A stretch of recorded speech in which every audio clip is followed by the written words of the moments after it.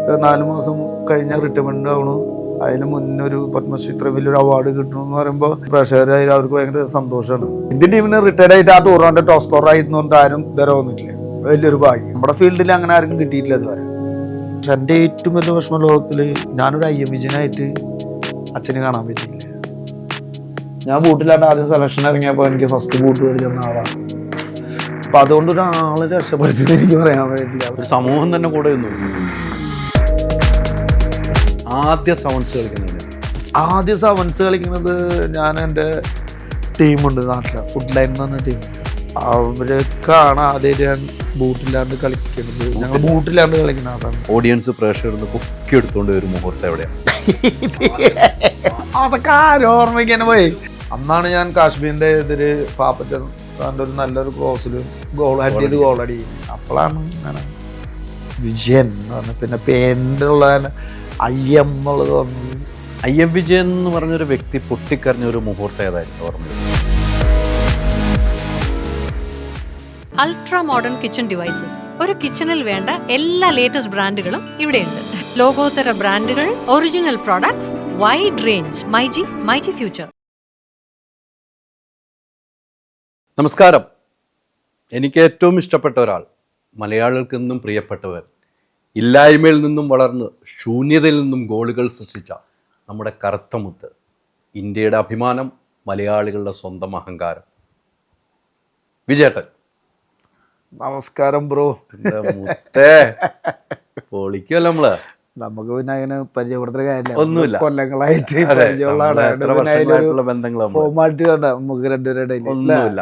അതാണ് വല്ലാത്ത സന്തോഷത്തിന്റെ മുഹൂർത്തമാണ്. തീർച്ചയായിട്ടും.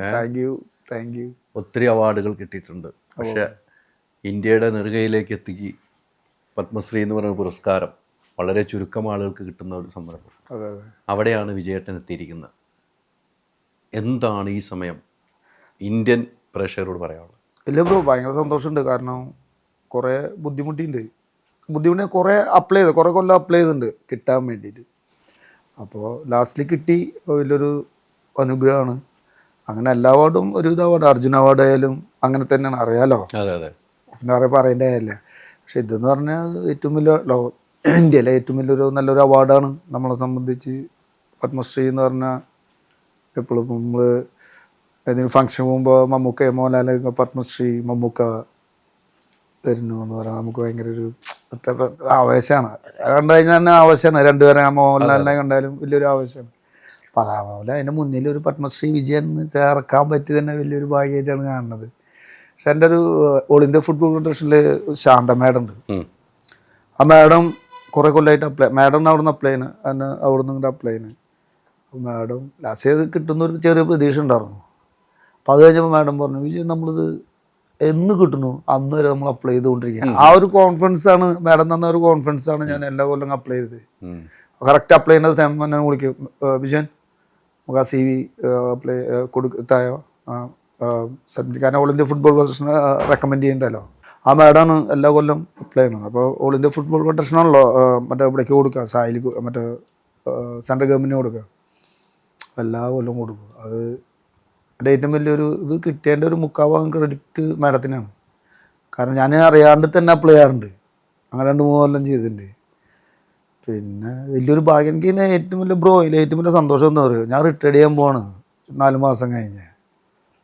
അപ്പോൾ ആ റിട്ടയർമെൻറ്റ് അത് വലിയൊരു ഭാഗ്യമാണ്. ഒരു ജോലി ഇരുന്നിട്ട് 4 മാസം കഴിഞ്ഞാൽ റിട്ടയർമെൻ്റ് ആവണു.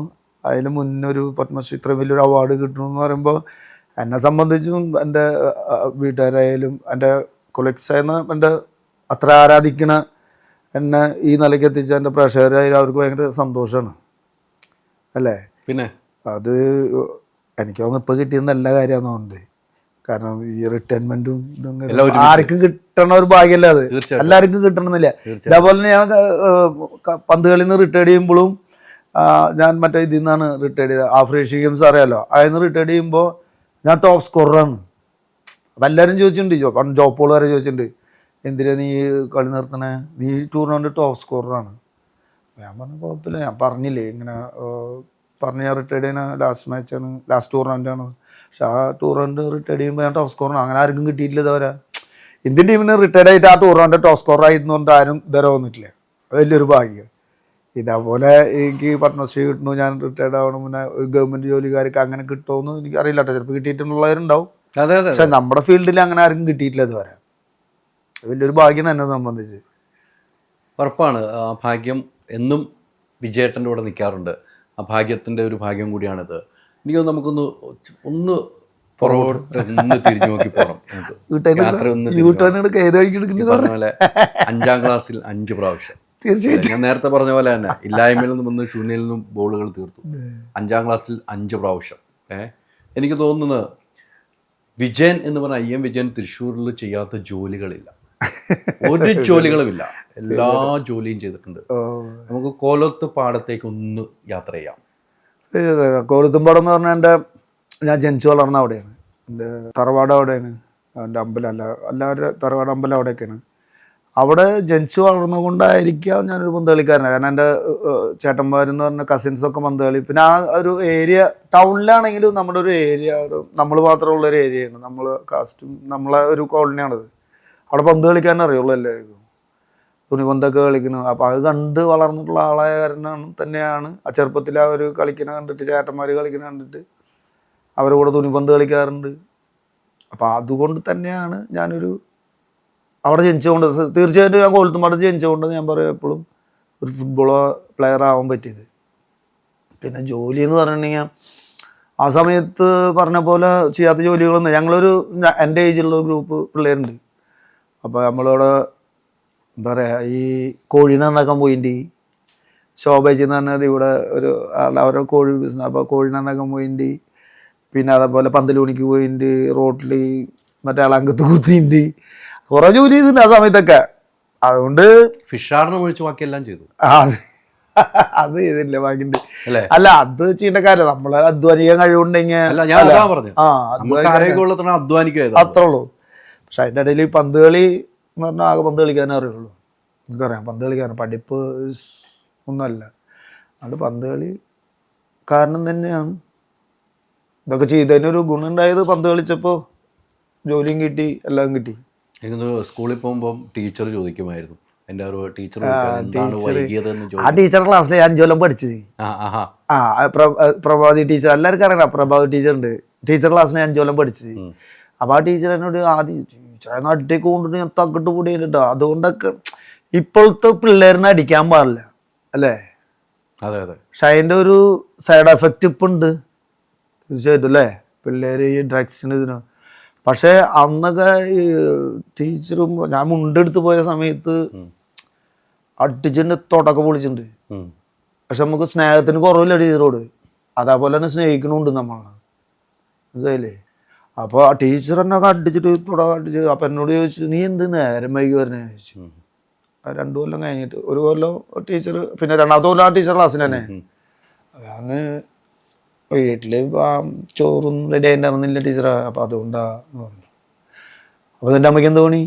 കാരണം അമ്മയ്ക്ക് ഇങ്ങനെ കൂലിപ്പണിയാണ്, ഇങ്ങനെ കുപ്പിയും പാട്ടും കല്ലാസൊക്കെ എടുക്കാൻ പോകണതാണ്. അപ്പോൾ അമ്മയ്ക്ക് പക്ഷേ ഭാര്യമൊന്നും ഉണ്ടായിരുന്നില്ല, തലേദിവസം പൈസ ഒന്നും കിട്ടിയിട്ടുണ്ടായിരുന്നില്ല.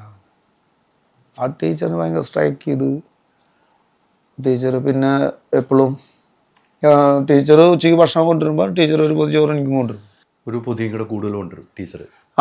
അത് കൊണ്ടുവരും. കാരണം എന്താ വെച്ചിട്ടുണ്ടെങ്കിൽ അത് ടീച്ചർ ഭയങ്കര ഫീൽ ചെയ്തു അത് കേട്ടപ്പോൾ.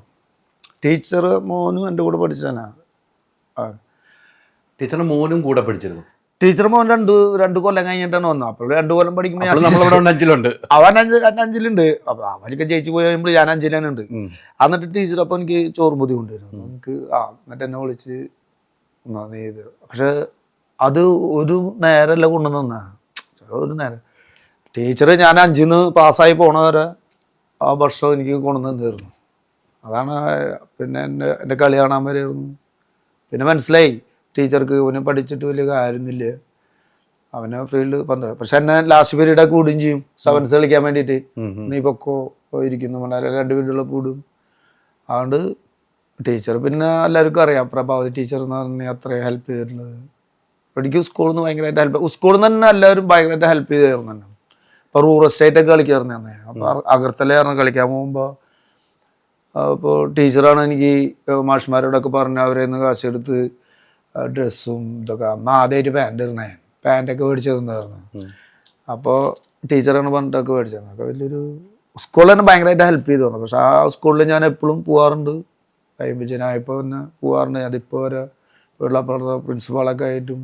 അപ്പം ഞാൻ പഠിച്ച സമയത്ത് ഉണ്ടായിരുന്നവർ ഇപ്പം എല്ലാവരും റിട്ടയർഡ് ചെയ്ത് പോയി.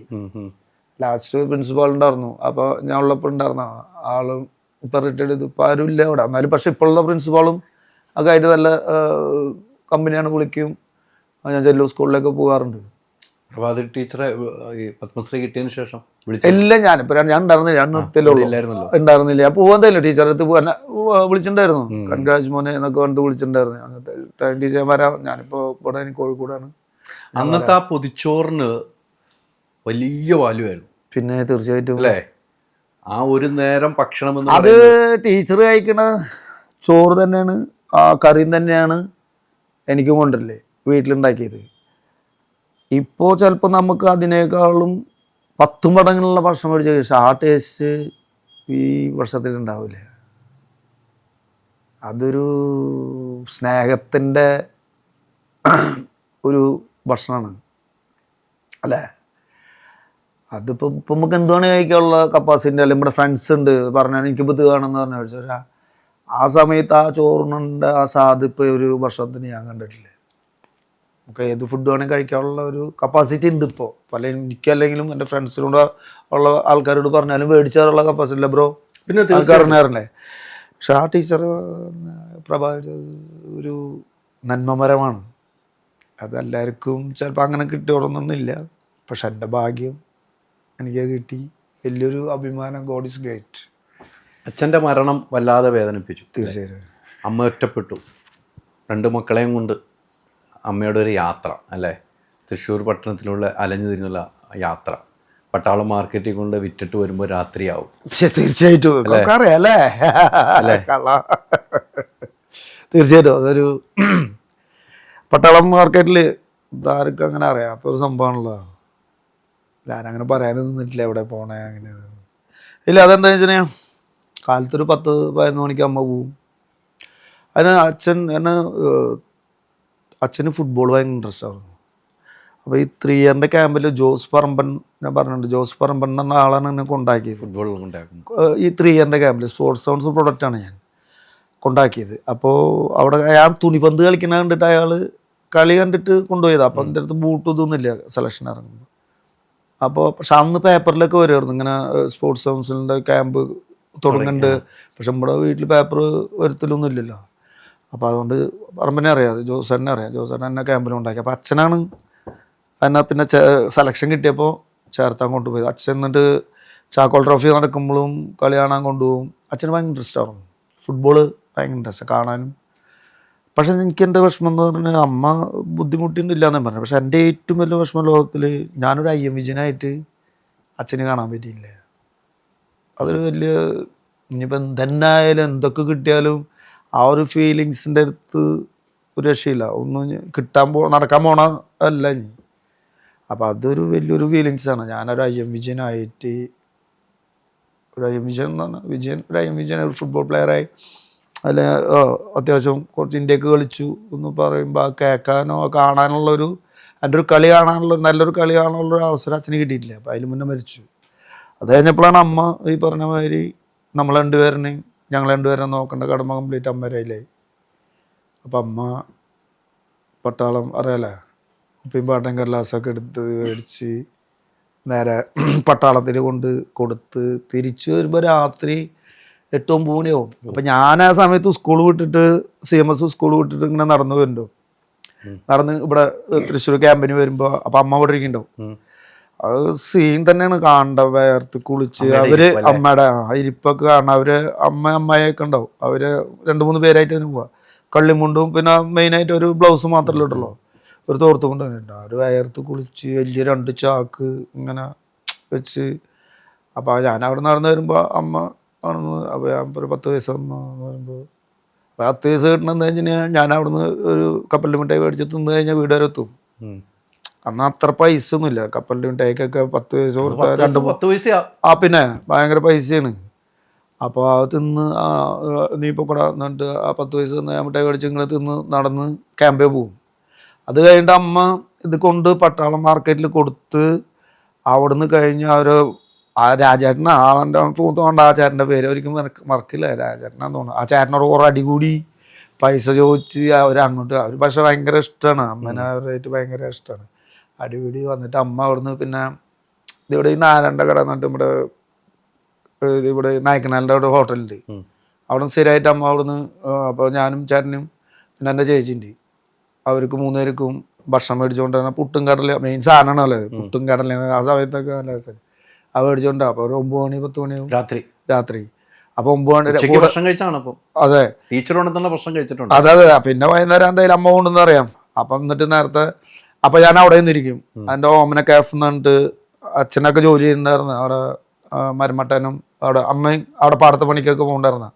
അപ്പോൾ അവർ ഹോട്ടലിൻ്റെ അവിടെ ഇരിക്കും. അപ്പോൾ അമ്മ വരുമ്പോൾ അമ്മയുടെ കൂടെ നേരം പോകുമ്പോൾ ഞാനും ചൊല്ലും അവിടെ.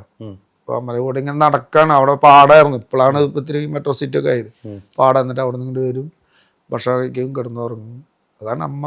അത് ഒരു ഇടിക്കും കഷ്ടപ്പെട്ടിട്ടുണ്ട്. കഷ്ടപ്പെട്ടെന്ന് പറഞ്ഞാൽ നമ്മളൊക്കെ ഇങ്ങനെ ആക്കാൻ എന്നെ എൻ്റെ ചേട്ടൻ ഇങ്ങനെ ചേട്ടൻ മരിച്ചു, എന്നൊക്കെ ആക്സിഡന്റ് മരിച്ചു. എന്നൊക്കെ ഇങ്ങനെ ആക്കാൻ കൂടുതൽ നമുക്കറിയാമായിരുന്നു. പഠിച്ചിട്ട് എന്തായാലും രക്ഷപ്പെടില്ല എന്നറിയും. അപ്പോൾ ചേട്ടൻ നന്നായി പഠിക്കുന്ന ആളായിരുന്നു. ചേട്ടനോട് പറയും ഞാൻ അവന് ഉപദ്രവിക്കാൻ നിൽക്കുന്നു പറഞ്ഞാൽ അവൻ അങ്ങോട്ട് വിട്ടേക്ക്, അവൻ്റെ ഇഷ്ടത്തിന് വിട്ടേക്ക്, അവൻ കളിക്കുക എന്ത് വേണം ആയിക്കോട്ടെ എന്ന് പറഞ്ഞു. അപ്പം അമ്മയ്ക്ക് അറിയാമായിരുന്നു ഇങ്ങനെ പന്ത് കളിക്കുന്ന കാണാനൊന്നും വന്ന. പിന്നെ കാണാൻ വന്നിട്ടുണ്ട്. പിന്നെ സന്തോഷ് ട്രോഫി അവിടെ കളിക്കുമ്പോഴും എൻ്റെ ഫസ്റ്റ് ഫെഡറേഷൻ കപ്പ് ഇവിടെ ആയിരുന്നല്ലോ 90-ൽ. അപ്പോൾ അമ്മയുടെ അത് വിഷുൻ്റെ അന്നായിരുന്നു കളി, ഫസ്റ്റ് കളി. അപ്പോൾ അമ്മയുടെ കാണാൻ വന്നിരുന്ന ആ ഗാലറിയാണ് ഇങ്ങനെ സൈഡിലേക്ക് ചേഞ്ച് ചെയ്ത്. അപ്പോൾ ഞാൻ ബോൾ പിടിക്കാനൊക്കെ നിന്നുണ്ട് ഇവിടെ ഏടെ ചാക്കോൾ ട്രോഫി നടക്കുമ്പോൾ. ഈ അപ്പോൾ ആ സമയത്ത് ഇങ്ങനെ സോഡയും ഇതൊക്കെ വിറ്റ് ഇങ്ങനെ നടക്കും. അപ്പൊ ഞങ്ങൾ നമ്മളിപ്പോ ഒരു അന്ന് ഭയങ്കര വെയിലത്തല്ല കളി, കാരണം 3-3:30 അന്ന് ഓപ്പണായിട്ട് സിഗരറ്റ് വലിക്കുകയും ചെയ്യും ഇല്ലാതെ. അപ്പൊ നമ്മള് ഇങ്ങനത്തെ ഒരു ഇതുണ്ടാവും, പിന്നെ ഒരു പെട്ടി ഉണ്ടാവും സോഡയുടെ. ഇതൊരു കംപ്ലീറ്റ് അത് കംപ്ലീറ്റ് സിഗരറ്റും ഇതൊക്കെ ബേഡിയും ഇതൊക്കെയാണ്. ഇതില് സോഡ ഉണ്ടാവും, അപ്പോഴത്തെ ഇങ്ങനെ പൊട്ടിക്കുന്ന സോഡ ഉണ്ടല്ലോ, അതാണ് ഗോലി സോഡ. മറ്റേ ഇത് ഓപ്പണറിന്റെ വെക്കണം, ഗോലി സോഡ ഇങ്ങനത്തെ ഒരു ഇതോള് തുറക്കണം. അപ്പോൾ അതും കൊണ്ട് ഇങ്ങനെ നടക്കും, നമ്മൾ കുറച്ച് പേര് നടക്കും. അപ്പോൾ ഇങ്ങനെ കൊടുക്കും. അപ്പോൾ അതിൻ്റെ ഉള്ളിൽ ഇടയ്ക്ക് കളി കാണുകയും ചെയ്യാം, ഇത് കൊടുക്കുകയും ചെയ്യാം. ഇങ്ങനെ വിറ്റ് ഇങ്ങനെ വരും. അപ്പോൾ അത് കഴിഞ്ഞാൽ ഒരു പോകുമ്പോൾ ഒരു 10-20 രൂപ എന്തായാലും കിട്ടും. അതുകൊണ്ട് അമ്മയ്ക്ക് കൊടുക്കുകയും ചെയ്യാം.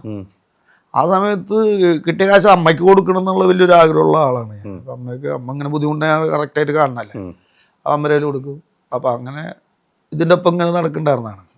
അപ്പം അതിൻ്റെ ഇടയിൽ ഞാനൊരു സന്തോഷ് ട്രോഫി 1981 ഇവിടെ നടക്കുമ്പോൾ അന്ന് കൃഷ്ണാനുടെയൊക്കെ റെയിൽവേ ടീമിനാണ്. കൃഷ്ണാനുടെ എന്ന് പറഞ്ഞാൽ ഗ്രേറ്റ് പ്ലെയർ, മറ്റേ ഡൽഹിയിൽ കൽക്കട്ടയിലുള്ള കൃഷ്ണാനുടെ കേരളം മറഡോണ എന്നല്ല, ഇന്ത്യൻ മറഡോണ എന്നാ പറയാം. കേരളം മറഡോണ ആസിഫാണല്ലോ, ഇന്ത്യൻ മറഡോണ എന്ന് പറയാം. അപ്പോൾ ആള് റെയിൽവേയിൽ കളിക്കുമ്പോൾ ആളൊക്കെ കളി കണ്ട് ബോളൊക്കെ എടുത്തു കൊടുക്കാൻ നിന്നിട്ടുള്ള ആളാണ് ഞാൻ. അപ്പോൾ ആ സമയത്ത് ഞാനിങ്ങനെ ആലോചിച്ചിട്ടുണ്ട്, ഇങ്ങനെ ഒറ്റയ്ക്ക് നിന്നിട്ട് കുറച്ച് ഭയങ്കര ക്രൗഡല്ലേ, തമ്പുരാൻ എപ്പോഴാണ് നമുക്ക് ഇങ്ങനെ ഒന്ന് കളിക്കാൻ പറ്റും, ഇത്രയും ക്രൗഡിന് മുന്നേ ഈ ഗ്രൗണ്ടിലൊന്ന് കളിക്കാൻ ആലോചിക്കണോണ്ട് കുഴപ്പമൊന്നുമില്ല. പക്ഷെ അത് വലിയൊരു എന്താ പറയുക, ഒരു ദൈവം കെട്ടുന്നതുകൊണ്ട് എനിക്ക് അങ്ങനെ കളിക്കാൻ പറ്റിയിട്ടുണ്ട്. അവിടെ ഫെഡറേഷൻ കപ്പ് അത്രയധികം നമ്മൾ വിഞ്ചുവിന് അവിടെ പോലീസ് ഇത്രയും ജനത്തിൻ്റെ മുന്നിലാവും. തൃശ്ശൂർ, എൻ്റെ നാട്ടിൽ എൻ്റെ വീടിൻ്റെ തൊട്ട് മുകളിൽ അത്രയധികം ജനം, അതിൻ്റെ ഇടയിൽ കളിക്കാൻ പറ്റാന്ന് പറഞ്ഞാൽ വേറൊരു, അതൊക്കെ ദൈവത്തിൻ്റെ ഓരോ നിമിത്തങ്ങളും ഞാൻ ആലോചിച്ചതാണ് ഇങ്ങനെ കളിക്കാൻ പറയാം. ഒരിക്കലും ചിന്തിച്ചിട്ടില്ല ഇങ്ങനെ പറ്റുന്നു. പക്ഷെ നമ്മുടെ കുറേ പ്രയത്നം കൊണ്ടും ഹാർഡ് വർക്കിനോണ്ടും അത് അങ്ങനെ ആയിപ്പോയി. വലിയ സന്തോഷമാണത്. അമ്മ വന്ന കളി കാണാൻ ഗാലറി സൈഡിലേക്ക് തീർച്ചയായും എല്ലാവർക്കും അറിയാതെ അമ്മ ആ സൈഡിലിരിക്കണ്ടായിരുന്ന. മറ്റേ ഗിന്നസ് ബുക്കിലൊക്കെ വന്നിട്ടുണ്ടായിരുന്നു ആ ഗാലറി, കാരണം മുളകൊണ്ട് ഇങ്ങനെ വെച്ചിട്ട് ഗാലറി അല്ലേ, വലിയ വാർത്തയായിട്ടുള്ള ഒരു ഗാലറി ആണ്. ഭാഗ്യം വേറെ ഒന്നും പറ്റുന്നില്ല, അതിങ്ങനെ ചെരിഞ്ഞോളാം. അപ്പോൾ അവിടെ നിന്ന് സൈഡിൽ നിന്ന് ആൾക്കാരൊക്കെ മാറ്റി വലിയൊരു ഇതായിരുന്നു. ഈ രണ്ട് മക്കളുടെ ഭാരമാണ് അച്ഛൻ്റെ മരണത്തിന് അമ്മയ്ക്ക് വന്നത്, ചേട്ടൻ്റെയും അനുജൻ്റെയും. അനുജൻ കളിയിലേക്ക് പോയി, ചേട്ടൻ പഠിക്കാൻ പോകുന്നു. ഇതിനൊക്കെ പൈസ വേണം, ചേട്ടൻ്റെ പഠിത്തത്തിന് പൈസ വേണം അല്ലേ, ഭക്ഷണം കഴിക്കണം, പട്ടിണി കിടന്നിട്ടുണ്ട്, വിശന്ന് കിടക്കുന്ന സമയത്ത് അമ്മയുടെ ഒരു മുഖഭാഗം ഉണ്ടാവുമല്ലോ, മക്കൾ വിഷമം എല്ലാ വീട്ടിലും ഉണ്ടാവുന്നു, എല്ലാവരും ഒത്തിരി അനുഭവിച്ച ഒത്തിരി പേരുണ്ട്, ആ കഥകൾ ഒത്തിരി പേർ. ആ ഒരു അമ്മയുടെ മുഖം ഓർക്കുന്നുണ്ടോ? മക്കൾ വിഷന്ന് രാത്രി കിടക്കുമ്പോൾ അമ്മയുടെ ഒരു മുഖമുണ്ടല്ലോ. അത് ആക്ച്വലി അച്ഛനൊക്കെ ഉള്ള സമയത്തേ പറയണോണ്ട് കുഴപ്പമൊന്നുമില്ല. അച്ഛന് എനിക്കിപ്പോൾ ഇനി പറയണുണ്ട്, എൻ്റെ അച്ഛന് വാറ്റായിരുന്നു പണി. വാറ്റെന്ന് പറഞ്ഞാൽ ആദ്യം യൂണിയൻകാർക്ക് ബ്ലാഡറിൽ കൊണ്ടുവന്ന് ചാരകം കൊണ്ടുവന്നിങ്ങനെ യൂണിയൻകാർക്ക് കൊടുക്കുന്ന പണിയായിരുന്നു. അപ്പോൾ ആ സമയത്ത് കറി ഉണ്ടാക്കാറ് നമ്മളായിരുന്നു, മീൻ കറിയും ഇതൊക്കെ ഉണ്ടാക്കാറ്. അപ്പോൾ ഇവർക്ക് ടച്ചൻസ് ഇത് കൊടുക്കുക, പൊട്ട പുഴുങ്ങിയത് ഇതൊക്കെ ഉള്ള കൊടുക്കുക. അപ്പോൾ യൂണിയൻകാർ മാത്രം വന്ന് ഇങ്ങനെ. പിന്നെ എക്സൈസുകാർ പിടിച്ച് അച്ഛന് നല്ല ചാമ്പ് കിട്ടിയപ്പോൾ അത് നിർത്തി. അപ്പോഴാണ് പിന്നെ അമ്മ അനിയൻ്റെ അവിടെ പണിക്ക് പോണതും കൂലിപ്പണിക്ക് പോണതും പാടത്ത് പണിക്ക് പോകണം. അച്ഛൻ അവിടെ മരമട്ട വിറക് വെട്ടാനും ഇതൊക്കെ നിന്നത്. പിന്നെ അത് കഴിഞ്ഞ പിന്നെ അച്ഛന് ഗ്രേറ്റ് മാൻ, അത് അച്ഛൻ നല്ലൊരു മനുഷ്യൻ. പക്ഷേ വൈകുന്നേരം കഴിഞ്ഞ വയലൻ്റാണ്. നാലെണ്ണൊക്കെ അടിച്ച് ചാരയൊക്കെ അടിച്ച് വന്ന് അമ്മനെ നോക്കുമ്പോൾ അമ്മ പേരര ചുറ്റോടുണ്ട്. രാത്രിയാകുമ്പോൾ നേരം വെളുത്ത് കഴിഞ്ഞാൽ അമ്മ അവിടെ രാജാവാണ്. അച്ഛൻ മിണ്ടാണ്ട് ഇങ്ങനെ ഇരിക്കും, നല്ല രസമാണ് കാണാൻ. ഇങ്ങനെ മിണ്ടാണ്ട് രാത്രി ആകുമ്പോൾ അച്ഛൻ ഹീറോ, അമ്മ പേരര ചുറ്റും അവിടെ. അപ്പം അങ്ങനെ കുറേ കണ്ടിട്ടുള്ളതാണ്. അപ്പം അവര് അച്ഛൻ പോയി കഴിഞ്ഞ പിന്നെ അച്ഛനുള്ളതൊരു ബലമാണല്ലോ. എപ്പോഴും ആണുള്ള അമ്മയ്ക്കായാലും നമ്മക്കായാലും അച്ഛനുള്ള ഒരു ബലമായിരുന്നു. പെട്ടെന്ന് ആക്സിഡൻറ്റിലാണ് മരിക്കുന്നത്. അപ്പോൾ അത് വലിയൊരു ഫീലായി. അപ്പം എന്ന് പറഞ്ഞാൽ നമ്മളെങ്ങനെ കഴിഞ്ഞപ്പോൾ നമ്മളെന്ത് കിട്ടിയാലും തിന്നു, അത് വേറെ കാര്യം. അപ്പം ഒക്കെ ഇല്ലാണ്ടിരിക്കുമ്പോൾ പക്ഷെ അങ്ങനെ ഇല്ലാണ്ടിരുന്നിട്ടൊരു ഫേസ് കണ്ടിട്ടില്ല. കാരണം ഇത് കഴിഞ്ഞ നോക്കി അമ്മ ഇതിന് നടന്നു പണിക്ക് പോകാൻ തുടങ്ങി. നമ്മളെ ബുദ്ധിമുട്ടിക്കേണ്ട ചിലപ്പോൾ അരിയും ഇതുണ്ടെങ്കിലും അമ്മ വരുമ്പോൾ വെറുതെ ചോറ് മാത്രം തന്നിട്ട് അമ്മ ചമ്മന്തി അരച്ച് തന്നിട്ട് കഴിച്ചിട്ടുണ്ട് നമ്മൾ, മനസ്സിലായില്ലേ. അപ്പം അമ്മ അങ്ങനെ ജോലിക്ക് പോയിട്ട് കൊണ്ടുവന്ന് വരുമ്പോൾ അവർ നമ്മളെ കഷ്ടപ്പെടുത്തണ്ടെന്ന് പറഞ്ഞിട്ട് ഒന്നില്ലാണ്ട് നടക്കാൻ പാടില്ല, എന്തെങ്കിലും കഴിക്കണം എന്നുള്ളൊരു ചിന്താഗതിയിൽ നമ്മളത്രയും വളർത്തി കൊണ്ടു. അത് വലിയൊരു ഭാഗ്യം തന്നെ. IM വിജയൻ എന്ന് പറഞ്ഞൊരു വ്യക്തി പൊട്ടിക്കറിഞ്ഞ ഒരു മുഹൂർത്തം ഏതായിരിക്കും ഓർമ്മ വരുന്നത്? പൊട്ടിക്കരഞ്ഞെന്ന് പറഞ്ഞിട്ടുണ്ടെങ്കിൽ അച്ഛൻ മരിച്ചിട്ട് തന്നെ അവർക്ക് പ്രതീക്ഷിക്കാണ്ടാണ്. കാരണം ഇൻസിഡൻ്റ് എന്ന് പറഞ്ഞാൽ എങ്ങനെയാണെന്ന് വെച്ചാൽ ഞാൻ പറഞ്ഞിട്ടുണ്ട്, അച്ഛനും വലിയ പഠിപ്പൊന്നുമില്ല, എന്നെ പോലെ തന്നെയാണ്. മലയാളം എഴുതാനും വായിക്കാനും ഒന്നും അറിയില്ല. അപ്പോൾ 2 റേഷൻ, അന്ന് അമ്മയുടെ റേഷൻ കാർഡും ഒന്ന് ഞങ്ങളുടെ റേഷൻ കാർഡ് ഇരിക്കുന്നുണ്ടായിരുന്നു. അപ്പം അച്ഛൻ വന്ന് ഒരു റേഷൻ കാർഡ് എടുത്തിട്ട് അരി മേടിക്കാൻ പോയി, സൈക്കിളും അരി മേടിക്കാൻ പോയി. അവിടെ ചെന്നപ്പോൾ പറഞ്ഞു ഇത് മണി അല്ലല്ലോ, അച്ഛൻ്റെ പേര് മണിയെന്ന്. മണിയുടെ ഇതല്ല, അത് റേഷൻ കാർഡല്ല, വേറെയോ. അപ്പോൾ വീണ്ടും തിരിച്ചു വന്നിട്ട് റേഷൻ കാർഡ്, മറ്റേ റേഷൻ കാർഡാണ് ഉള്ളത്, അതെടുത്ത് പോയിട്ട് അരി മേടിച്ച് മടങ്ങി വരണേക്ക് നമ്മുടെ തൊട്ടുപുറത്ത് ഒരു വളവുണ്ട്. അച്ഛൻ സൈക്കിളിലായിരുന്നു. അപ്പോൾ അവിടുന്ന് ബസ് ക്ലീനർ വണ്ടി ഓടിക്കുക പഠിക്കുകയായിരുന്നു. രാത്രിയല്ല, ഒരു 8-9 മണി കഴിഞ്ഞു. ഇടിച്ചു. അച്ഛന് ഞാൻ നോക്കിയിട്ട് ഹോസ്പിറ്റലിൽ പോയപ്പോൾ വലിയ പറയാം. അപ്പം ഞാനിങ്ങനെ തിണ്ണാമ ഇങ്ങനെ കിടക്കണം വീട്ടിൽ. എത്ര വയസ്സ്? ഞാനന്ന് ചെറിയ അന്ന് ഞാൻ ആ ക്യാമ്പിലൊക്കെ ഉള്ള സമയമാണ്. 81-ലൊക്കെയാണ്. 81-ലാണ് അച്ഛൻ മരിക്കുക. 82-ലാണ് അച്ഛൻ മരിക്കുന്നത്. അപ്പോൾ ക്യാമ്പിൽ കയറിയിട്ടുള്ള പ്രായമാണ് 12-13 വയസ്സ്. 12 വയസ്സ് അങ്ങനെ ഉള്ളൂ, ആ പ്രായമുള്ളൂ. അപ്പോൾ അവിടെ കിടന്നിട്ട് എനിക്കൊരു സമാധാനം കിട്ടില്ല. അച്ഛൻ വന്നില്ലല്ലോ എന്ന്. പെട്ടെന്നൊരു അമ്മായി അവിടെ നിന്ന് ഓടി വന്നിട്ട് പറഞ്ഞു, എടാ അച്ഛനെ വണ്ടി ഇടിച്ചിട്ട് ഹോസ്പിറ്റലിൽ കൊണ്ടുപോയി കൂടെ. ഈശ്വര കേട്ടോ. പിന്നെ ജില്ലാ ഹോസ്പിറ്റലല്ലേ, അവിടുന്ന് നടക്കാനുള്ള ദൂരമല്ലോ. ഓടിച്ചു വന്നപ്പോൾ അച്ഛന് വേറെ ശരീരത്തിൽ ഒരു പ്രശ്നമൊന്നുമില്ല. വണ്ടി ഇടിച്ചാൽ നമ്മൾ എന്തെങ്കിലും പക്ഷേ ഒന്നൊരു പക്ഷെ ബോധം പോയി. പക്ഷെ തലയുടെ ബാക്കിൽ നിന്ന് ഇടിച്ചിട്ടേ വേറെ ബ്ലഡോ ഇതൊന്നും നടക്കത്തില്ല. ചെവിയിൽ നിന്ന് കുറച്ച് ബ്ലഡ് വന്നു, മൂക്കിൽ നിന്ന് കുറച്ച് ബ്ലഡ് വന്നു. അപ്പം എന്നിട്ട് അവിടെ നിന്ന് അപ്പന്നെ പറഞ്ഞു ഇവിടെ പറ്റില്ല, കോഴിക്കോട് കൊണ്ടുപോകാൻ മെഡിക്കൽ കോളേജിൽ കൊണ്ടുപോകാൻ പറഞ്ഞു. അപ്പോൾ അവിടെ നിന്ന് അവൻ്റെ ഒരു ഗോഡ് ഫാദർ തന്നെ പറയാം, അനിയേട്ടൻ എന്ന് പറഞ്ഞിട്ട് ആളുണ്ട്. അപ്പോൾ ആ സമയത്ത് കാറ് വാടകയ്ക്ക് വിളിച്ച് ആളെന്നെ കാറ് വിളിച്ച് വന്ന് ഞാനും അമ്മയും ചേട്ടനും കൂടിയിട്ട് കോഴിക്കോട് പോയി അവിടെ കൊണ്ടുപോയിട്ടു. അന്ന് രാത്രി അവിടെ എത്തുമ്പോൾ കാലത്ത് ഓപ്പറേഷൻ ചെയ്തു. ഇത്തിരി ബോധം വന്നപ്പോൾ എന്നെ കാണാം. അപ്പം എനിക്ക് ഭയങ്കര പനിയും ഇതൊക്കെ കണ്ട് പേടിച്ച് ചെറിയക്കണല്ലോ പനി. എന്നെ കാണണം എന്ന് പറഞ്ഞു. അച്ഛൻ ഇത്തിരി ബോധം ഉണ്ടോന്നുള്ളൂ. എന്നെ കാണണം. ഞാൻ ചെന്നു. ചെന്നപ്പോൾ അങ്ങനെ കൈ പിടിച്ചിട്ട് ഇങ്ങനെ നിന്നു. കുറച്ച് നേരം കഴിഞ്ഞ് അപ്പോൾ സിസ്റ്ററിന് മനസ്സിലായത് മോനും കൊണ്ട് വന്നേ എന്നാണ് പനിയുണ്ട് അതുകൊണ്ട് വന്നേ അച്ഛന് ഇതാക്കണ. ഞാനങ്ങോട്ട് എത്തി അവിടെ ഇരുന്നപ്പോഴേക്കും പറഞ്ഞു അച്ഛൻ മരിച്ചു എന്ന് പറഞ്ഞു. അപ്പോൾ പിന്നെ ആ സിറ്റുവേഷൻ നമ്മളൊക്കെ ആ പ്രായമല്ലേ ഉള്ളൂ. അപ്പോൾ ആ കഴിഞ്ഞ് പിന്നെ നാട്ടിൽ കൊണ്ടുവന്ന് കോഴിക്കോട് നാട്ടിൽ കൊണ്ടുവന്നു. അതിന് ഒരു എന്താ പറയുക അങ്ങനെ ആയിപ്പോയി. അതായിരുന്നു ഏറ്റവും. പിന്നെ അന്നൊക്കെ എന്താ പറയുക അച്ഛൻ എന്ന് പറഞ്ഞാൽ ഞാനച്ഛനും ഭയങ്കര ഇതായിരുന്നു. കാരണം അച്ഛൻ ചേട്ടനെ ചിലപ്പോൾ അടിയിട്ടുണ്ടാവും, അമ്മയ്ക്ക് അടിയിട്ടുണ്ടാവും, പക്ഷെ എന്നെ അടിയില്ല ആള്. എന്നെ ഭയങ്കര ഇഷ്ടമാണ്. ഇഷ്ടം എന്ന് പറഞ്ഞാൽ എന്താണോ എന്നെ ഭയങ്കര ഇഷ്ടമാണ്. എന്നെ ഒരാളെ കൊണ്ട് അമ്മയെ കൊണ്ട് തന്നെ ചീത്ത പറയിപ്പിക്കില്ല. അതൊരു എന്നോട് പ്രത്യേക സ്നേഹമായിരുന്നു. അതാണ് ഞാൻ പറഞ്ഞത് എൻ്റെ കളിയൊന്നും കാണാനുള്ള ഭാഗ്യം അച്ഛന് കിട്ടിയില്ല. അതാണ് ഏറ്റവും വലിയൊരു ഫീലിങ്സ് ഇപ്പോഴും എൻ്റെ ലൈഫിലുള്ളത്. ഞാൻ എന്തൊക്കെ അവാർഡായാലും എന്തൊക്കെ കളിച്ചിട്ടുണ്ടെന്ന് പറഞ്ഞാൽ ഈ ഒരു ഫീലിങ്സ് ഇനിയിപ്പോൾ വേറെ എന്തായാലും നമുക്ക് ഇനി സമയം കിട്ടും ചെയ്യാന്നുള്ളത്. ഇനിയിപ്പോൾ സമയമൊന്നുമില്ലല്ലോ, കഴിഞ്ഞില്ലേ. അതിനിപ്പോൾ തിരിച്ച് കൊടുക്കാൻ പറ്റണമല്ലോ ഇനി. അത് അതിലൊരു വിഷമമുള്ള കാര്യം തന്നെ. IM വിജയൻ എന്നൊരു വ്യക്തിക്ക് പല ആൾക്കാരോടും ബന്ധങ്ങളുണ്ട്, കടപ്പാടുകളുണ്ട്. IM വിജയനെ ഒന്ന് കൈപിടിച്ച് ഉയർത്തി എന്ന് പറയുകയാണെങ്കിൽ ടീച്ചർ വേറെ രീതിക്ക് കേൾക്കുന്നു, വേറെ ഒരാളുടെ പേര് പറയാം. അല്ല ബ്രോ, എനിക്ക് എങ്ങനെ അറിയോ എന്നെ ഇപ്പൊ പറയുവെച്ചാലേ എന്നെ ഒരാളായിട്ട് രക്ഷപ്പെടുത്തിയല്ല, പല സിറ്റുവേഷനിൽ പല ആൾക്കാരായിട്ട് രക്ഷപ്പെടുത്തുക. അതാണ് എൻ്റെ ഏറ്റവും വലിയ വിജയം. അപ്പൊ ഞാനിപ്പോ ഒരാളെ പറയാൻ പറ്റില്ല എനിക്ക്. അത്രയും അത്ര ആൾക്കാർ പല മേഖലയിൽ തന്നെ രക്ഷപ്പെടുത്തില്ല. ഇപ്പൊ പന്തുകളിയിലായാലും ഇപ്പൊ എനിക്ക് പറയാം, ഇപ്പൊ ഫസ്റ്റ് ഇപ്പൊ എന്നെ ആള് കണ്ടില്ലെങ്കിൽ ചിലപ്പോൾ ഒരു പന്തുകളിക്കാരനാവില്ല. ജോസ് പറമ്പൻ അത് കൊണ്ടുപോയിട്ട് ചാത്തൂർ സാറിൻ്റെ അടുത്ത് ക്യാമ്പിൽ, അവിടെ ചാത്തൂർ സാറുണ്ട്. അപ്പോൾ എൻ്റെ ബേസിക് ഒക്കെ പഠിപ്പിക്കുന്നത് ചാത്തൂർ സാറാണ്. അപ്പോൾ രാഷ്ട്രീയ സാർ കേരളമല PD ആളവിടെ ഉണ്ടായിരുന്നു മാനേജറായിട്ട്. അപ്പോൾ ആള് എന്നെ ഇവിടേക്ക് പോകാൻ വേണ്ടിയിട്ട്, പോലീസിൽ പോകാൻ വേണ്ടിയിട്ട് റെക്കമെൻഡ് ചെയ്ത് ചാത്തൂർ സാറ് പറഞ്ഞിട്ട് ലെറ്റർ എഴുതിയിട്ട് സാറ് പിടിപ്പിക്കുന്നത് രാഷ്ട്രീയ സാറ്. അവിടെ ചെന്നപ്പോൾ ശ്രീധരൻ സാറ്, ചെന്നപ്പോൾ MK ജോസഫ് സാറും പിന്നെ മരിച്ചുപോയ ഗോപിനാഥ് സാറില്ലേ ആളും പിന്നെ കരുണാകരനും. എനിക്ക് 17 വയസ്സിലാണ് ഞാൻ പോണത്, 8ാം ക്ലാസ്സിൽ പഠിക്കാൻ പോണത്. ആ സമയത്ത് എനിക്ക് ട്രയൽ തന്നിട്ട് കണ്ടിട്ട് ഞാൻ പറഞ്ഞു സെവൻസ് പൊറിഞ്ഞെടുക്കുന്ന സമയമാണ് ബ്രോ. സമയത്ത് ഞാൻ പറഞ്ഞു അങ്ങനെ പോവാണ്, സെവൻസ് അവിടെ കാശ് കുറച്ച് കിട്ടണല്ലേ, അപ്പോൾ ഉണ്ടാകും. അപ്പോൾ വേണ്ട പോകണ്ട, ഒരു 6 മാസമല്ലേ അപ്പോയിൻമെൻ്റ് ആവുള്ളത്.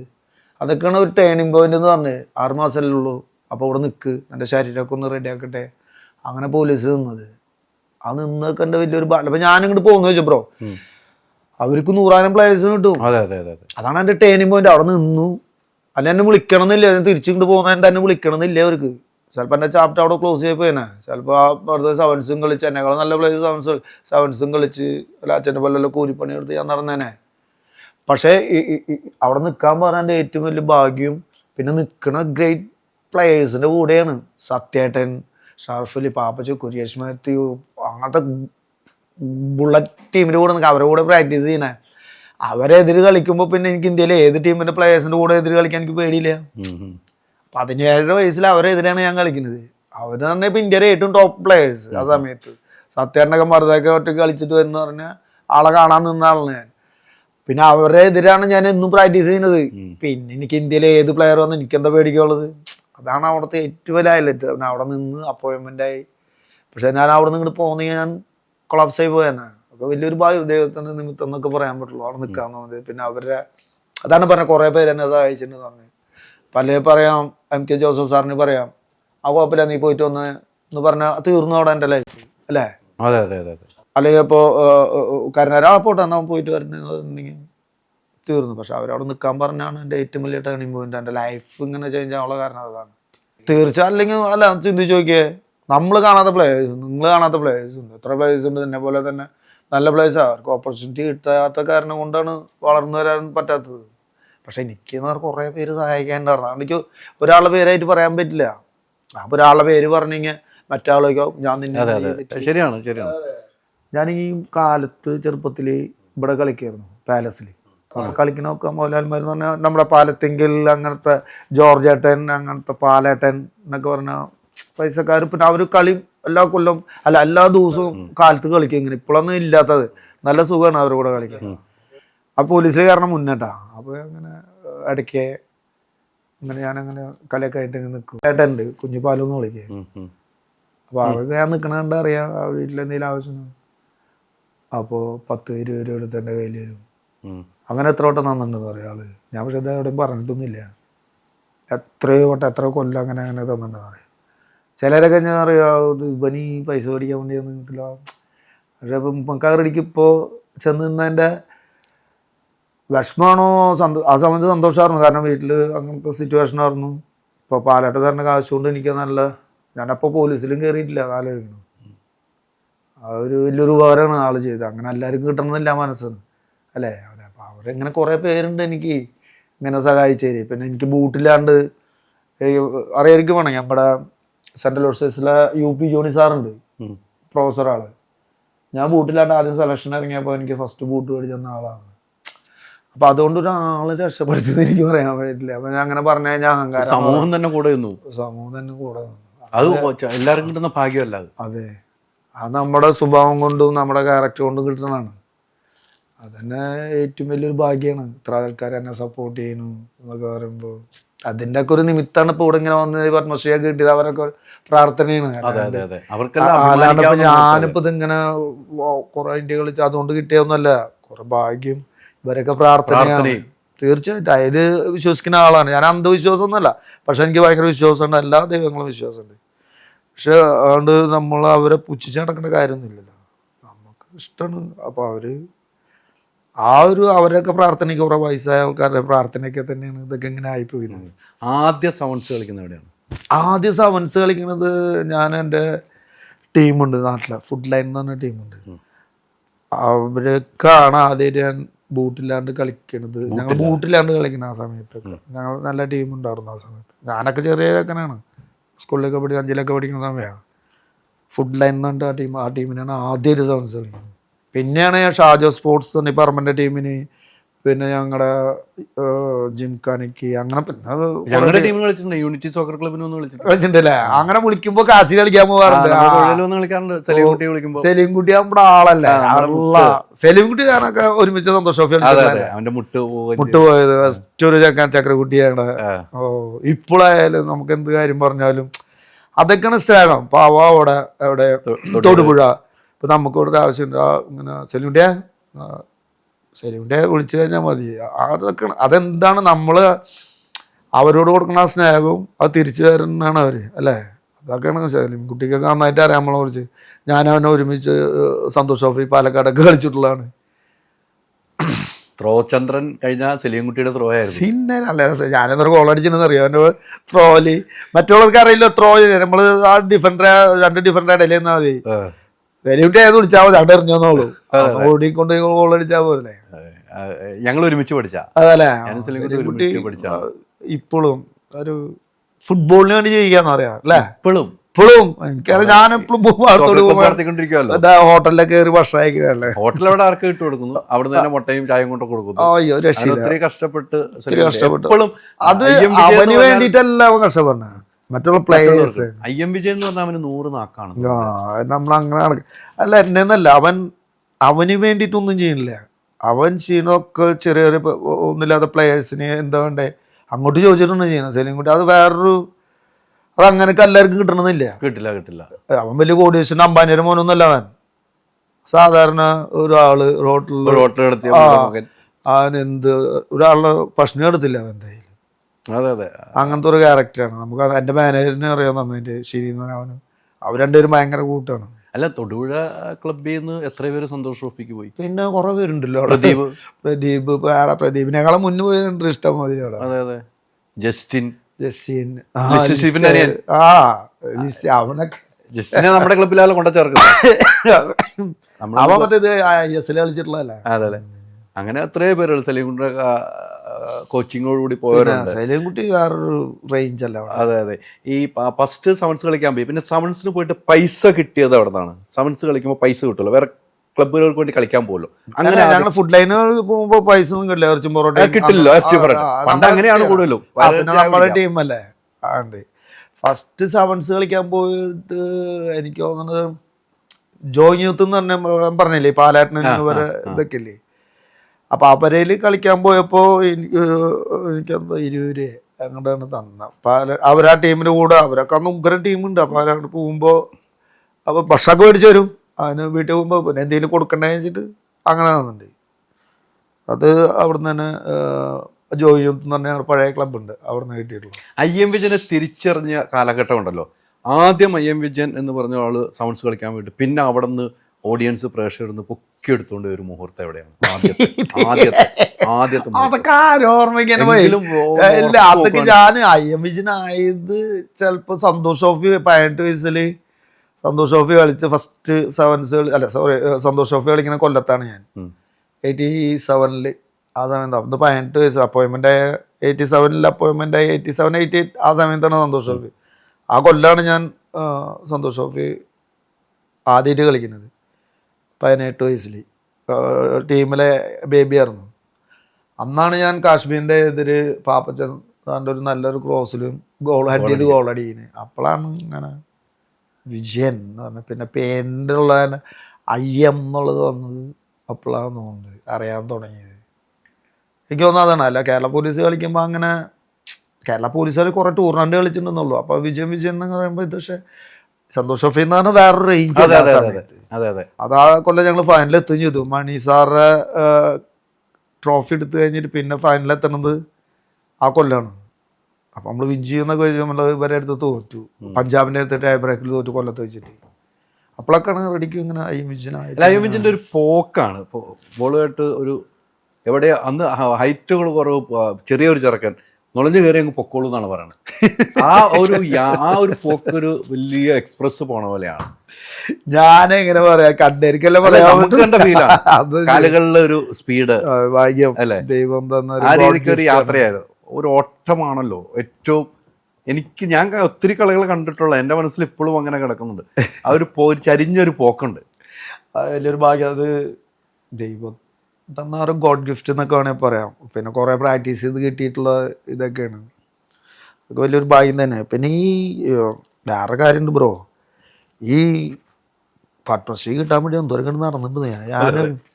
ഇതിന് ഈ അവാർഡിന് മറ്റേ പൈസ ഒന്നും കിട്ടില്ല ഇതൊക്കെ ഉണ്ടെന്ന് പറഞ്ഞപ്പോൾ ഞാൻ ഒരു 500 കോടി കൊടുത്തിട്ട് ഇതൊന്ന് തരുമോ എന്ന് ചോദിച്ചാൽ തരാൻ പറ്റില്ലല്ലോ. അപ്പം ഇതിൻ്റെ വാല്യൂ അത്ര വലിയ വാല്യൂ ആണ് അല്ലേ. 4ാമത്തെ കാറ്റഗറിയിലാണ് പത്മശ്രീ. അത്രയും 4ാമത്തെ കാറ്റഗറിയാണ് ഇന്ത്യയിലെ. അതെ, അപ്പൊ അത്രയും വാല്യൂ ഉള്ളൊരു അവാർഡാണ്. അത് നമ്മൾ എത്ര കോടീശ്വരനായാലും പൈസ കൊടുത്തിട്ട് തരുമോ എന്ന് ചോദിക്കാൻ പറ്റില്ല. അങ്ങനെ മേടിക്കാനാണ് എത്രയോ പേരുണ്ടായിരുന്നു. എത്ര പേരുണ്ട് ഈ തൊട്ടേ നമ്മൾ നടക്കണം, നമ്മളെ ആ കാശ് കിട്ടി മേടിച്ചേക്കുന്ന കാര്യം. ഇതൊക്കെ ഒരു ഭാഗ്യം, ഒരു നിമിത്തം. ഇതൊക്കെയാണ് നമ്മുടെ ഹാർഡ് വർക്കിനോണ്ട് കിട്ടിയിട്ടുള്ളതാണ്. വലിയൊരു ഭാഗ്യമായിട്ടാണ് കാണാൻ പറ്റുള്ളത്. സ്വന്തമായിട്ടൊരു വീടുണ്ടാക്കുന്ന എത്രാം വയസ്സിലാണ്? ഞാൻ സ്വന്തമായിട്ട് മോഹൻബാനിൽ പോയില്ലേ, ഞാൻ ഇവിടുന്ന് 91 മോഹൻബാനിൽ പോയി. അപ്പോൾ ഞാൻ താമസം അവിടെ കോരത്തുംപാട് തന്നെ ഓലപ്പരയിലാണ്. അപ്പോൾ ഞാൻ അമ്മയും ചേട്ടനും താമസം. അപ്പോൾ എനിക്ക് പ്രൊഫഷണൽ കളിക്കാൻ ഞാൻ പോയി തന്നെ മോഹൻബാനിൽ പോയി തന്നെ ഇതിനാണ് ഏത് വീട് പണിയാൻ വേണ്ടിയിട്ട് പോയി.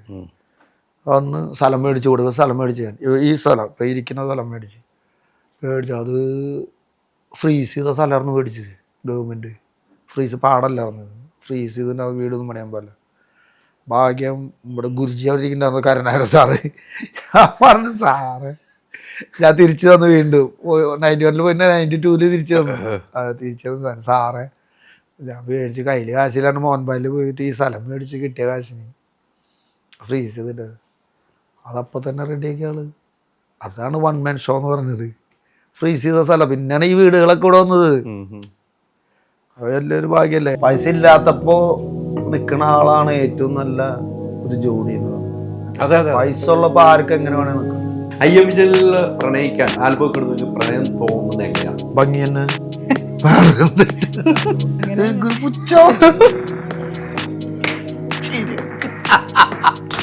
ചിരിക്കണേ.